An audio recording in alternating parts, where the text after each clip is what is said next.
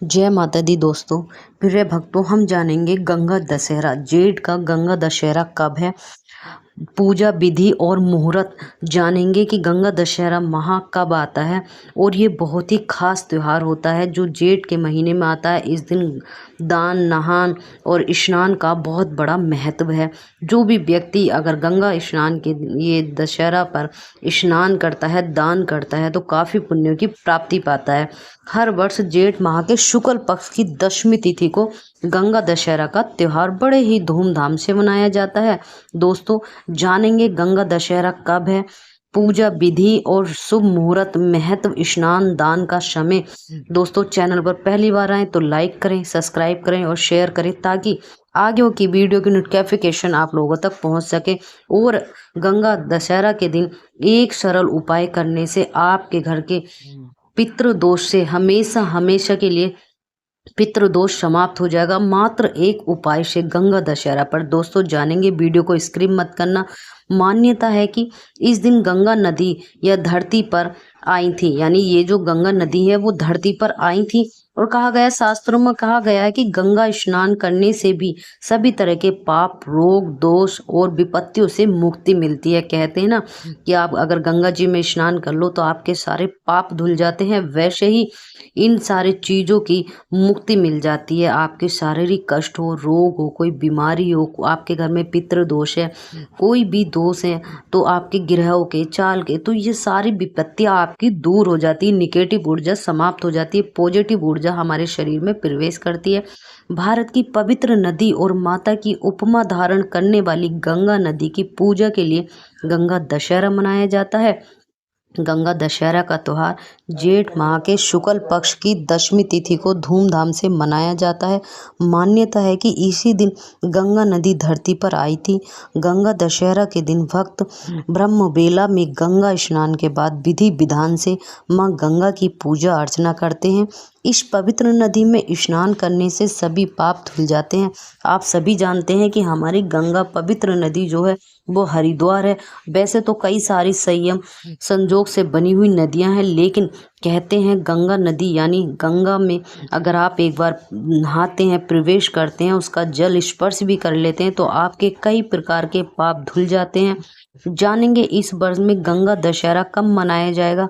गंगा दशहरा की पूजा विधि, कहते हैं गंगा दशहरा का जो स्नान का मुहूर्त है वो पंचांग के अनुसार कब है। दोस्तों, वीडियो को स्किप मत करना, वीडियो पर बने रहना और ध्यान से सुनना, अपनी डेट नोट कर लीजिए। दोस्तों, पंचांग के अनुसार इस वर्ष जेठ माह के शुक्ल पक्ष की दशमी तिथि यानी 16 जून को रात्रि 2:32 से शुरू होकर 17 जून को ब्रह्म बेला यानी 4:53 से तक रहेगा। गंगा दशहरा इसलिए 16 जून को मनाया जाएगा। कहते गंगा दशहरा के दिन सुबह 11:13 तक हस्त नक्षत्र रहेगा। यह समय गंगा नदी में स्नान करने के लिए सबसे अच्छा माना जाता है। इस दिन सुबह 4:03 से 4:45 तक ब्रह्म मुहूर्त है। इसके साथ ही इस दिन रवि योग, सर्वार्थ सिद्ध योग और अमृत योग भी बन रहे हैं। इस योगों में पूजा पाठ और दान बहुत शुभ माना जाता है। कहते हैं गंगा दशहरा की पूजा विधि किस प्रकार करेंगे। दोस्तों, गंगा दशहरा के दिन अगर संभव हो तो जरूर गंगा स्नान करना चाहिए। अगर आप गंगा जी जाकर स्नान कर सकते हैं तो बहुत ही उत्तम है। अगर ये आप नहीं कर पाएंगे तो आप अपने घर पे करना चाहते हैं या अपने घर के आसपास की नदी में करना चाहते हैं, दोस्तों मैं नेक्स्ट वीडियो बनाऊंगी, उसमें आपकी ये समस्या को जरूर समाधान करूंगी कि आप अगर नहीं जा सकते तो आप कैसे करें। अगर संभव नहीं है तो आप पानी में गंगा जल मिलाकर स्नान करें। घर पर आप स्नान कर लीजिए और स्नान के बाद सूर्य देव को अर्घ्य दें और माता गंगा और भगवान शिव की विधि विधान से पूजा करें। इस दिन माँ गंगा स्रोत का पाठ करना शुभ फल देने वाला होता है। अगर आप गंगा जी नहीं जा सकते हैं तो आप घर पर ही गंगा जल डाल लीजिए और स्नान करके विधिवत गंगा स्रोत का पाठ करिए। लेकिन जब आप गंगा स्रोत का पाठ करें तो अपने खाली हाथ नहीं रखें। आप अपने हाथ में एक बतासा या एक लौंग का जोड़ा या एक फूल भी आप अपनी मुट्ठी में रखकर राइट हैंड में यानी दाहिने हाथ में तब आप माँ गंगा का स्रोत का पाठ करें। ये आपके जीवन में बहुत ही लाभकारी है और बहुत ही अच्छा है, आपके जीवन को बदल देगा। गंगा दशहरा का जो शुभ मुहूर्त और संयोग मैंने बताया, ये बहुत ही उत्तम है आपके लिए। अब गंगा दशहरा का महत्व जानेंगे कि गंगा दशहरा का महत्व क्या है। शास्त्रों में कहा गया कि गंगा स्नान करने से सभी तरह के पाप, रोग, द्वेष और विपत्तियों से मुक्ति मिलती है। दोस्तों, आप सभी जानते हैं, नहीं जानते, मैंने आपको बताया कि आपको किसी भी प्रकार की रोग पीड़ा, तो ये सारी चीज विपत्तियां आपके जीवन से हमेशा हमेशा के लिए चली जाएंगी। कहते हैं ये बड़ा ही शुभ संयोग है, बड़ा ही अच्छे मुहूर्त और टाइम में गंगा दशहरा आया है और गंगा दशहरा के दिन स्नान करने का बहुत बड़ा महत्व माना जाता है। अगर गंगा स्नान के दिन आप अपने पितरों का तर्पण, श्राद्ध या दान करते हैं तो भी आपके घर से निगेटिव ऊर्जा समाप्त हो जाती है और आपके पितृ जो वो प्रसन्न हो जाते हैं। इस दिन गंगा स्नान के सभी तरह के पापों से मुक्ति मिल जाती है और पुष्प की प्राप्ति होती है। अगर आपके पितृ हैं जो आप अगर कुछ नहीं कर पाए उनका, तो आप गंगा दशहरा के दिन भी अपने पितरों को दान कर सकते हैं, तर्पण कर सकते हैं और पिंड दान भी करा सकते हैं गंगा जी जाकर। अगर आपको ये करने के लिए तो गंगा जी जाना ही पड़ेगा, क्योंकि बहुत ही अच्छा दिन है, बहुत ही अच्छा संयोग है।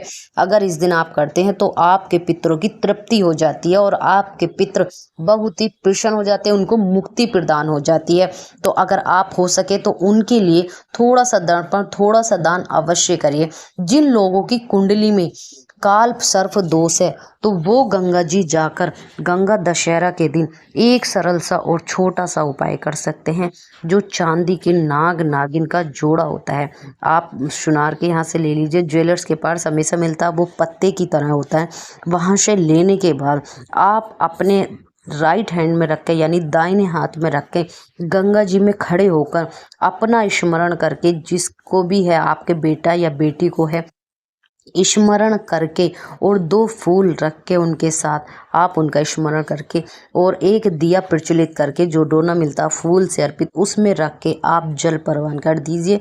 माँ गंगा का ध्यान करते हुए, भगवान शिव का ध्यान करते हुए इस तरह रख के डोने में और भगवान शिव का करते हैं तो ये आपके कुंडली से, आपकी राशियों से, आपके हाथों की लकीरों से ये काल सर्प दोष समाप्त हो जाता है। भगवान शिव का आशीर्वाद प्रदान होता है। कहते हैं ना, गले में सर्पों की माला उन्हीं के पड़े हैं और इसके देवता वही हैं, इन्हीं से आप हल हो सकता है। और गंगा दशहरा काल सर्प दोष के लिए बहुत ही उत्तम दिन माना गया है। अगर आप ऐसा ये उपाय करते हैं तो काल सर्प दोष भी समाप्त हो जाता है गंगा दशहरा के दिन।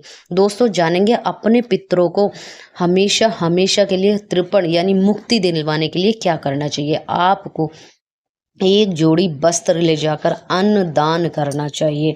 आप अपने पितरों के लिए 1 लोटे जल से उनका पिंड दान कर दीजिए, दर्पण कर दीजिए। अगर आप गंगा जी में खड़े होकर अपने पितरों का स्मरण करके और कुछ राशि रखकर, जितनी भी आपकी सामर्थ्य है, मैं बहुत ज़्यादा कुछ नहीं बता रही हूँ आपको, जितनी भी आपकी सामर्थ्य, अगर नहीं भी है आपके सामर्थ्य कुछ देने की, तो सिर्फ आप दोनों हाथों में फूल का एक डोना लेकर अपने पितरों का स्मरण करके, भगवान शिव को याद करके और अपने आप को से उनका दर्पण कर दीजिए गंगा जी में। अगर आप गंगा दशहरा पर ये करते हैं तो आपके पितरों को हमेशा हमेशा के लिए तृप्ति प्रदान होगी और आप पितृदोष से बच